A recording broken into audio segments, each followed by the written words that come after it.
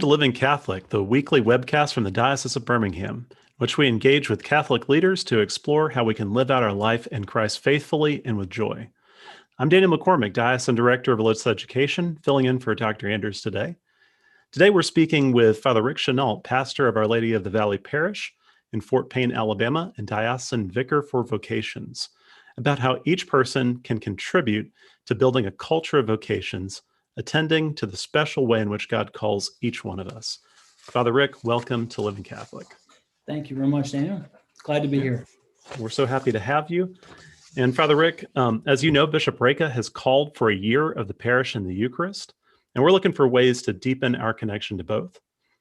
You are also a vicar for Vocations for the diocese. I'd assume that parish and Eucharist are two of the most important influences on priestly vocation. What have you seen, and what can parishes do to nurture priestly vocations?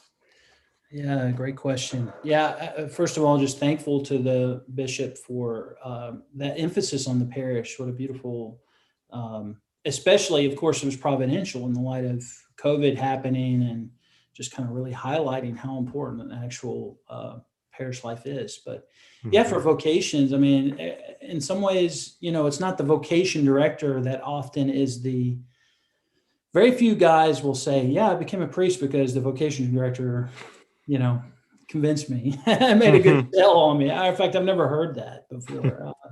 Really, I mean, we kind of take what's already the heavy lifting has been done at the parish level, because what's going to be attractive to a young man about the priest is when he sees his own pastor. Just recently heard a story about a young man that was going to daily mass. And the priest showed up late to daily mass that day. And he was wondering why and whatnot. And anyway, the priest finally got there and says, look, I'm sorry, I was late. I had to go on an emergency call to the hospital. Someone was dying, And like the Lord spoke to him at that young man. And it's like, that was one of the things, like, I want to do that, I want to be. So again, just seeing the example of the priest. Witness, exactly. I mean, I think it was St. Paul VI, I believe, said the church needs witnesses, not teachers, but witnesses, right? Exactly. So that's a big part of it. And, obviously their own priestly devotion to the Eucharist is so important. It's one of the occupational hazards of a priest is you're doing multiple masses a day, and especially on the weekends. You might have if you're the pastor and you have 3 or 4 scheduled masses on the weekend, plus you might have another wedding or funeral or something. So you're doing 5 masses or more. And, it's easy if you lose that kind of sense of the relationship with Christ, as a priest, and it can become very rote and easily frustrated at the things that don't always go our way. So it's just a constant reminder for the priest to kind of return back to that, just his own reason for his own ministry. And all that, I think, affects the people that are watching him, and the young men, for example, that are able to serve. But Jesus himself is the one that's calling these guys. So if we just get them in the opportunity to be with them, with the Lord in some way in the Eucharist, that's the most profound thing. But I think he does the work. Exactly. Absolutely. I mean, it's being vicar has definitely humbled me, because I realized that people that I think might be a priest, they don't end up going or staying, or the people that there were several priests I didn't think should be priests at the time, and ended up being wonderful holy men or whatever, not because of psychological reasons, but just for whatever reason I didn't think. And, so the Lord works truly in mysterious ways. But the parish and the Eucharist, I mean, that is the heart of the priest, because the call to encounter with Christ and the sense of service for others, because both of those are important. In other words, the idea of missionary discipleship. Absolutely. Right? Because discipleship is first that relationship with Christ, and then the idea that you're out on mission. That's right. What we've received, we go and take to others, right? Exactly. So, just some actionable steps that we could take from that. Father, you're giving some illustrations about the young man who saw the witness of his priest going out to serve. What would you say to brother priests, to lay people, about how it is that they could in their own parishes be that kind of witness? Are there kind of steps that they could practice to help people in that discernment process? I think first of all is just being authentically joyful to Hmm. and welcoming people into that joy of the faith. I mean, we all as priests and everyone goes through difficult times, of course, but if sometimes we might be maybe embarrassed or maybe not think that people want to. I don't know how exactly how to say, just to be vulnerable enough with people to just invite them into like, yeah, just the kind of joys of, for example, I mean, just being able to serve with men or whatever, and just smiling at them and it's just Hmm. asking how they're doing or thanking them, things like that, or just encouraging them to continue to keep going. I mean, those types of things can really plant some real seeds, I think, in people. Often, an intentional invitation, like when it comes across as inauthentic, like, "Hey, we need priests. You're breathing and you're inside the church, and have you thought about the priesthood?" I personally, I'm not much of a salesman. That's not my personality. But I also think like an intentional invitation to consider the priesthood should be done in a more thought out. And if you have the time, if you're the pastor, if you're passing through priest or whatever, and you only have one chance, go for it. But Well, you're kind of presuming a relationship there, right? exactly. It's going to come, like pray, discern, think, Lord, do you think this man's being called to be a priest? How can I maybe invite him into a deeper service in the church first, and how can I have just getting to know him, talking to him, maybe having, a meal with him or a few other guys or whatever, depending on the ages and so forth. But, Yeah. things like that. But you're absolutely right. The relationship from that will be an opportunity to To, experience a more authentic invitation, yeah. and then that'll really mean something. And in a way, that kind of mirrors so much of discipleship in general, right? Exactly. So, Father Rick, I understand that your parish has recently gone through a process of discernment and planning to understand and meet the needs of your community. Could you tell us something about that process and some of the beginnings of the fruit of that discernment? Sure. Well, it's still in process for sure. Hmm. It's we I've really more done it mostly with the staff so far. Hmm. I'm hoping to this summer to kind of to branch it out to more people. Basically, the main people I've been in touch with are just kind of more small group of leaders. There's a group of men I've kind of invited into kind of a monthly meeting to just try to get to know each other a little better. And I'm, kind of trying to listen to, more in an organic way to, Hmm. to the needs of the different kind of types of people at the parish and whatnot. But as far as the staff and stuff, trying to understand,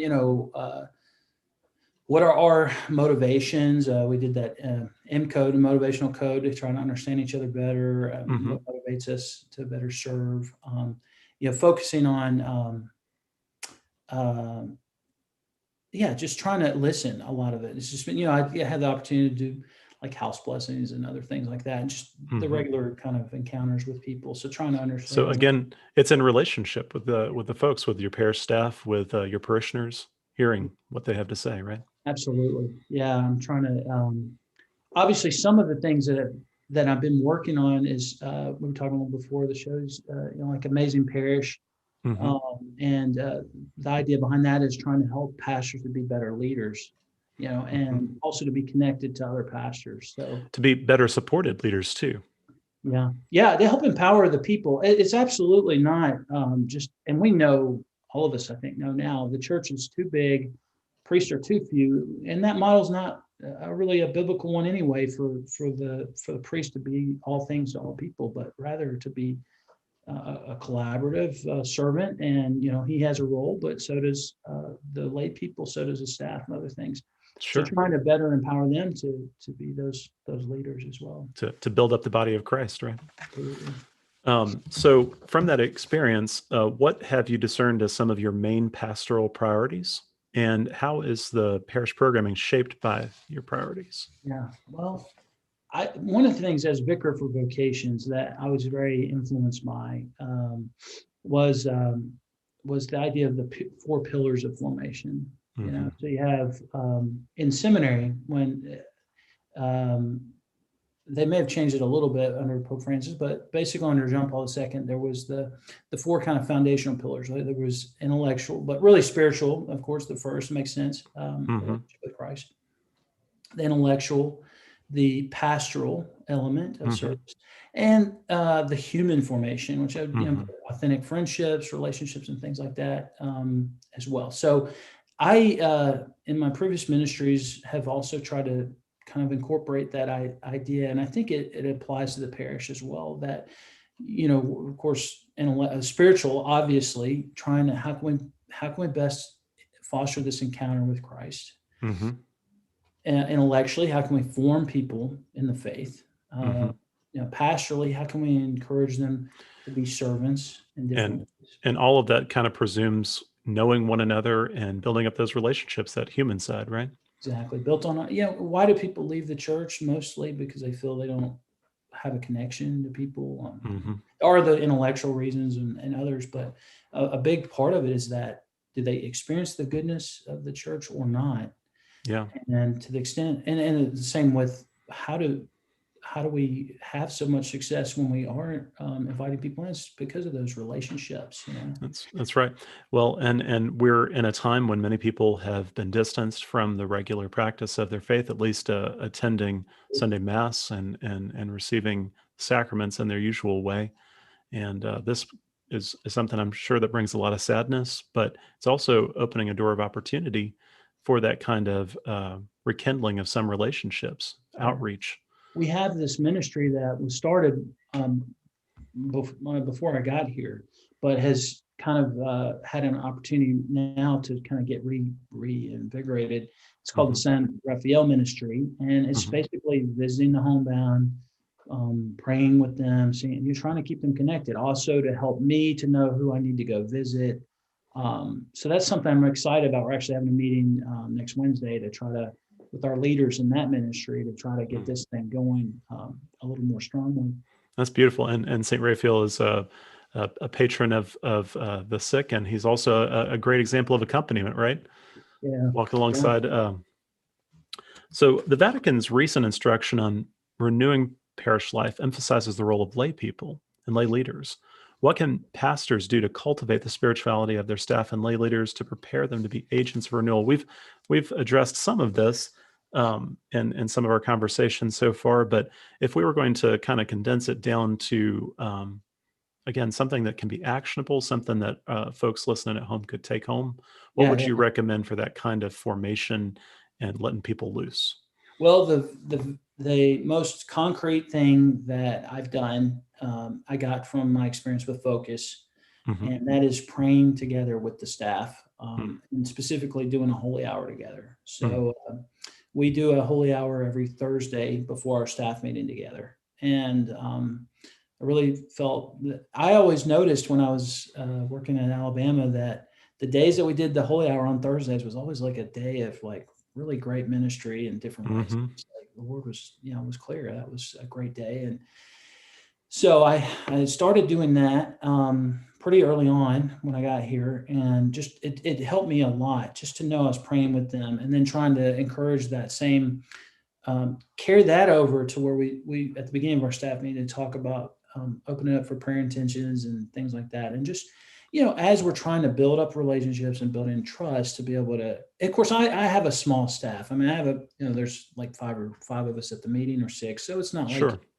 something that's overwhelming, but being able to, kind of share if there's a particular struggle or prayer intention that people have, and just trying to realize the unique reality of this is a job, and there's accountability and things like that, but it's also a mission. And it's so easy to get discouraged or to because if you treat it just as a job, it's just like, it's not worth it. It's just like, but if you realize that you are on mission as the receptionist or as the office manager or as obviously DRE or whatever, that entrusting them with this sense of purpose.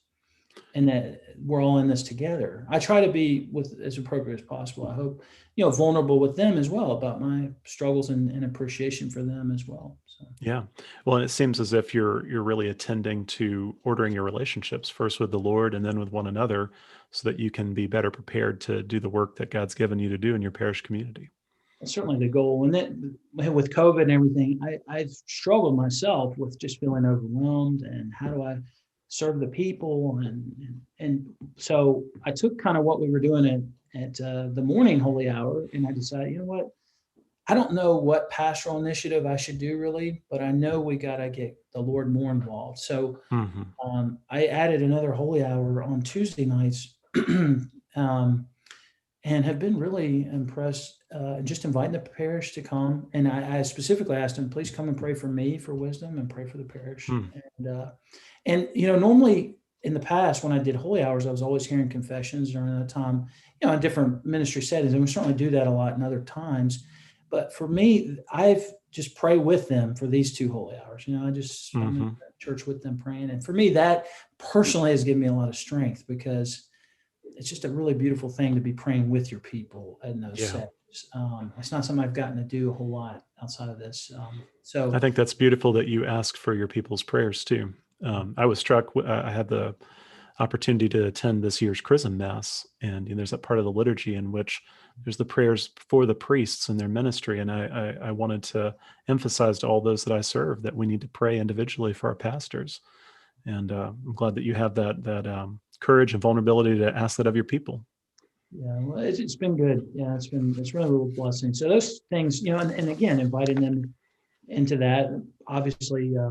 So I guess those have been the kind of, just looking at my notes, but those have been the main type of things as far as just concrete things. The first thing I've been able to do, I guess. Sure. And Father Rick, I believe you were installed as the pastor of Our Lady of the Valley in November of 2019. At that time, you had no idea, none of us did, what 2020 was going to be like. What was it like stepping into a new parish only to be slammed a few months later by the beginning of our pandemic season? Yeah, it was really like, really the highlight of that 2019 year. I started in July here, and we were getting prepared. I realized as I got here, hey, this is going to be the 60th anniversary of the parish. It was actually first mass was done in a house church here in Fort Payne on November 1st. What would have been 69 or 59, whatever year that, I guess 59 maybe, or 6 years ago was. And so I was like, wow, well, so we kind of started gearing up for a celebration, and the parish makeup here is probably 70 to 80% Hispanic, probably closer to 80%, especially the people that are actually coming to church. Sure. Especially. You have a small but strong Filipino community here as well. We have Vietnamese women. We have, of course, Guatemalans and Hispanics and Mexicans largely. A few, like from Honduras and a few other places, but that's the main part. So it was, and of course, just the people. We had a few people that had been at that first mass 60 years ago. Wow. There were still a couple people there. So we really had the whole spectrum of the people that really kind of built the church, so to speak. And now this new wave of immigrants, and the church has changed so much. We'd only had a full-time resident pastor, just one pastor before me, and Mark Sproul.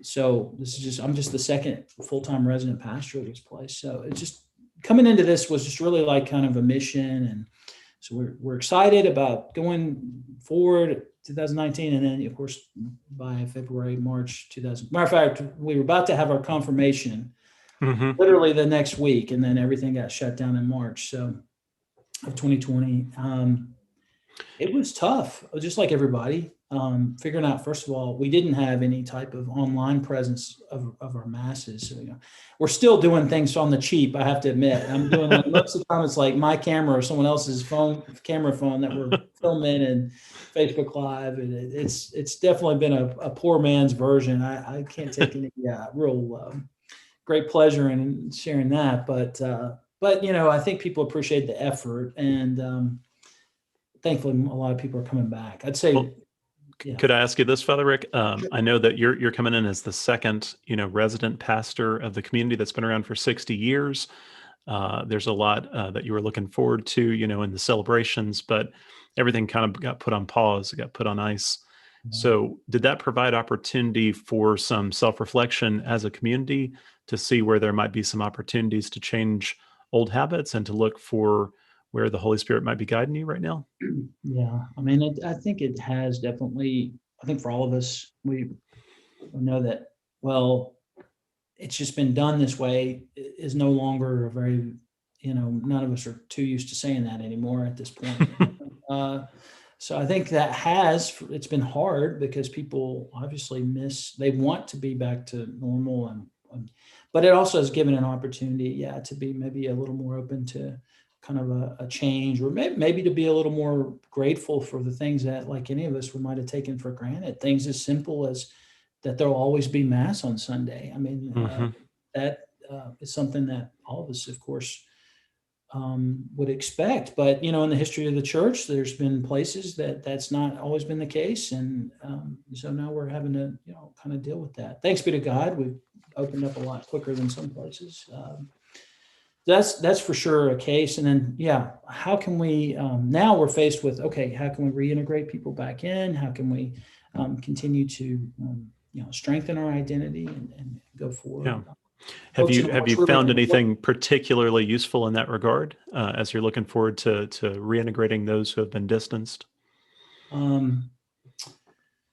Still working on it, I would say. Just right now, I mean, some of the just little things like, flock note, or trying to give people better communication virtually. Those are the things that we've been trying to do through Facebook and stuff. We've all adopted a lot more communication tools than we used previously. Yeah, I think that's a big part. And then I think, like what we talked about earlier, the San Rafael ministry and others, to try to, kind of get a better list of those that maybe are homebound and other things like that. We're also looking at, how can we better revitalize our religious education. I mean, we've already had family catechesis. We had to really kind of pare down what we were actually going to provide as far as classrooms for this year. So we just basically focused on sacraments. And then for anyone that wanted to continue, we offered family catechesis. So basically what we were trying to do is encourage the families to take ownership of the children, and to invest in them. That's great. Obviously, a lot did not take part in that. Sure. But I think that is going to be part of the way going forward, is we can't do everything here at the church, and we have to continue to calling everybody in, right? Raising people up. You were mentioning that you belong to a very diverse community. You've got folks from English-speaking community that's been there. You've got Guatemalans, Filipino, Mexican, many different folks, and always makes me think of James Joyce calling the church "Here Comes Everybody," right? But it's a wonderful, beautiful part of being Catholic, and I know the United States Conference of Catholic Bishops calls a parish like that a shared parish. What has been some of your experience of having a shared parish? What are some of the challenges and blessings of having that kind of diverse community? Right. And I think one of the catchphrases that maybe you'll take off here in the parish is the idea of juntos, or together. Is the idea that we are in this together. And this is, of course, it's been challenging for the older, for lack of a better word, Anglo or white community or English-speaking community. I don't know really of a great word that puts everybody in that category, but obviously, just like the old saying, we kind of, change is tough, and the church has changed a lot since in the last 20 years in this area.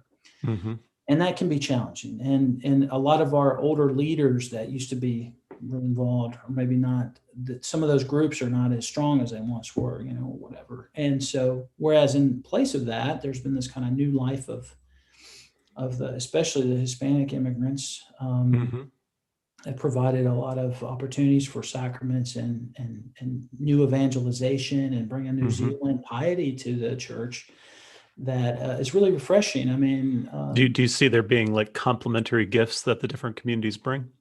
I do. I mean, there are absolutely. I think that is the challenge. Well, with anything, it's going to be differences make us divide us, but also can complement each other. And I think what's been real beautiful is to see those moments when people try to cross those divides. Whether it's and we're seeing it more and more. Matter of fact, one of our seminarians from our parish, which he decided to become a seminarian under the previous pastor, was kind of in this experience of faith community. But Max, his family, very much integrated into kind of both communities. I mean, Hispanic and kind of English speaking communities, and we're seeing more and more of these bridge families, second, third generation of children that are culturally still appreciative of their Hispanic culture, but are very much being more involved in the. So you see those relational bridges getting built.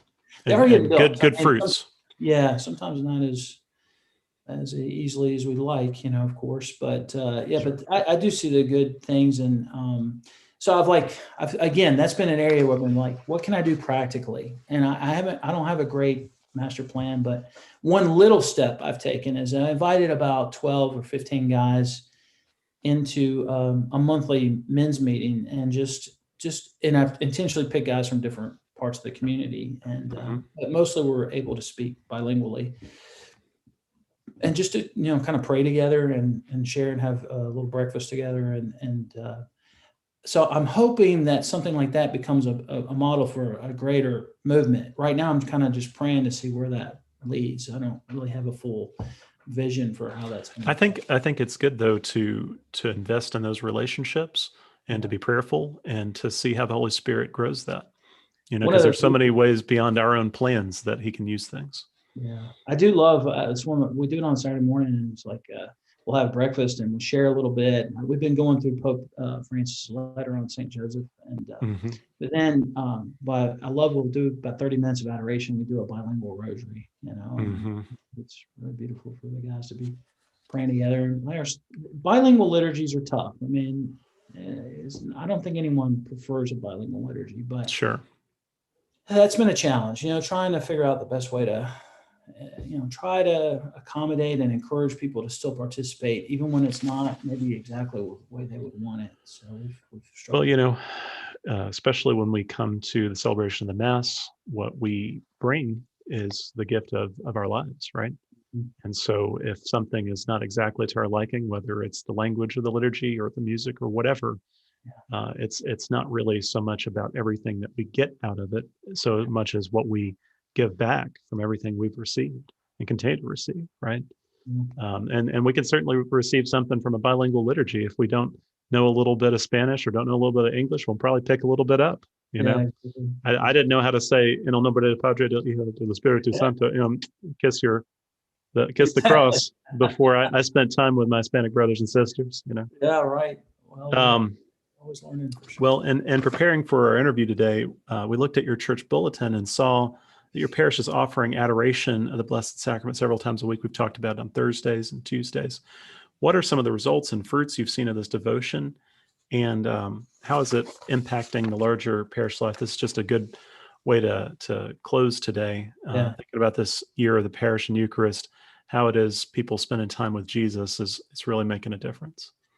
Two words that really came to mind were peace and hope.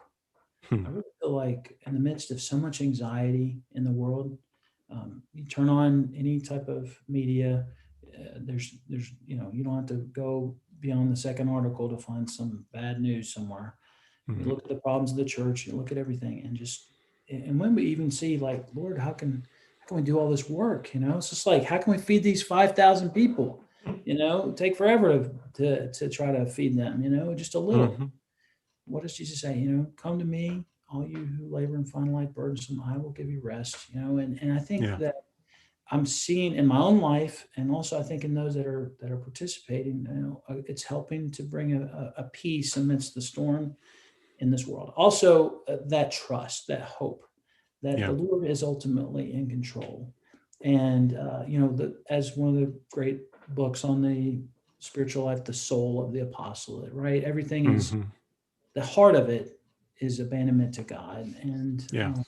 And, any parish initiative or anything, and, if the Lord doesn't build the house, right, in vain does builders labor. And so I think that is just a constant reminder to me. And I'm so inspired by, we have some other periods of adoration throughout the month, but, it's always encouraging to me just to see people just have that encounter with the Lord, and I can't solve their problems for them. And sometimes it's just a mess, but the Lord is there, and he's still calling us. I think that's, so for me personally, and I think as a parish, it's helping to bring about peace and hope. And that leads to a greater joyful service of others. Ultimately. Yeah. From the very beginning, Christ's disciples have been looking for that thing they want him to give, right? Whether it's the restoration of David's kingdom or kicking those Romans out, and he just continually offers himself.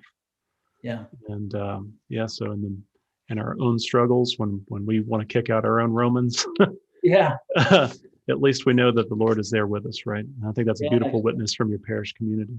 So just to kind of sum up some of our conversation today, it sounds like it's very foundational in building a culture and a parish that fosters the unique vocation of every person, that we work on those relationships. First, a relationship of trust, of prayer, spending time with the Lord, and knowing this is all his initiative, and then really investing in relationships with one another. Not always just having some plan about how it's going to go, but just knowing that the Lord has brought us together and that he's going to be guiding us forward. Not to say that you're not doing great work with the pastoral priorities and initiatives, but I think that's wonderful too, that you're also just investing in friendships. Well, the Lord likes to call us to out of our weaknesses sometimes. I will never be accused of being a native Spanish speaker. I'll tell you that. It's a great blessing. Me neither. I nearly exhausted the extent of my own. Exactly. Well, Father Rick Chenault, thank you so much for joining us on Living Catholic today. And in our next episode, Dr. Anders will be back to speak with Dr. Edward Sri about how we can better live out Christian friendship with our brothers and sisters in our parish communities. If you enjoy our show, please subscribe to us on YouTube using your favorite podcast app. If you're listening to us on Apple Podcasts, leave us a rating or review. And finally, please recommend us to your family and friends. We'd love to continue speaking with you in this special year focused on encountering Christ in our parish and in the Eucharist.